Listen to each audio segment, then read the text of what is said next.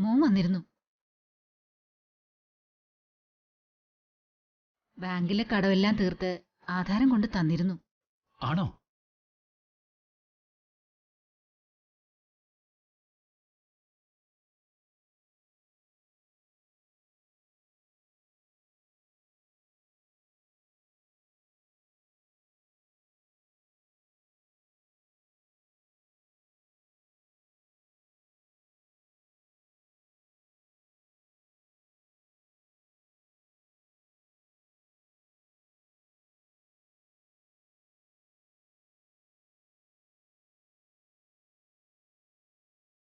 നന്നായി.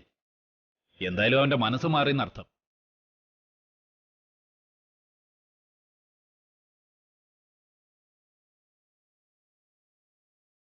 രാധയെ മറന്ന് വേറെ വിവാഹം കഴിക്കാൻ വിരോധമില്ലെന്ന് തോന്നിക്കാണും ഇപ്പോ.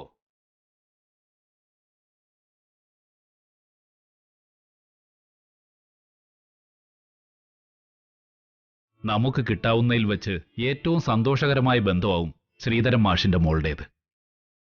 ഇനി നമുക്കത് വച്ച് താമസിപ്പിക്കണ്ട. ഇനി ഏതായാലും രാധ എന്നുള്ള അവന്റെ കരച്ചില് തീർന്നു. നമ്മുടെ ഇഷ്ടത്തിനുള്ള കല്യാണത്തിന് സമ്മതിച്ചില്ലേ? തൽക്കാലം അവൻ പറഞ്ഞതൊന്നും സൂചിപ്പിച്ച് ഇദ്ദേഹത്തിന്റെ മനസ്സ് നശിപ്പിക്കണ്ട. എന്ത് വേണോ ചിന്തിച്ചെടുത്തോട്ടെ, നമുക്കെന്താ. ഇതിപ്പോ ധനുമാസം, മകരം, കുംഭം, മീനം. മീനത്തിൽ നടത്തുന്ന മട്ടിലെ കാര്യങ്ങൾ നീക്കിയാലോ? നീ എന്തു പറയുന്നു?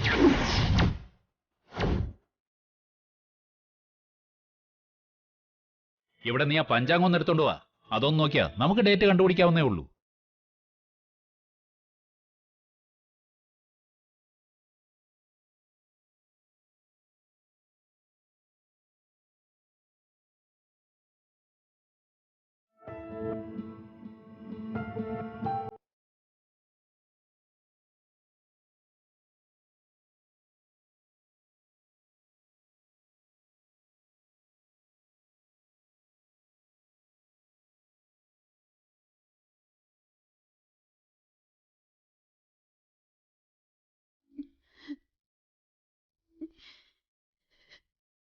എല്ലാം തീർന്നു.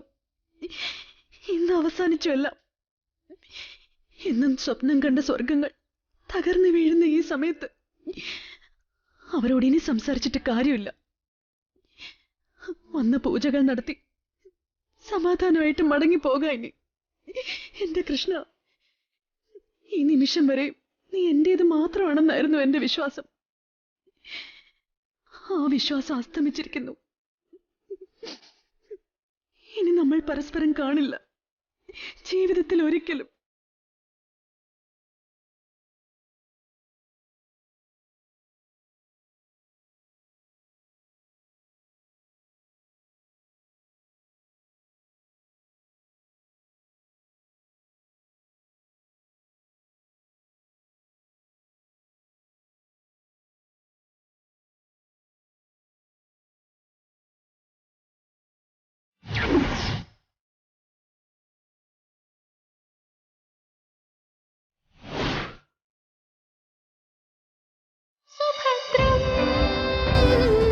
സുഭദ്രം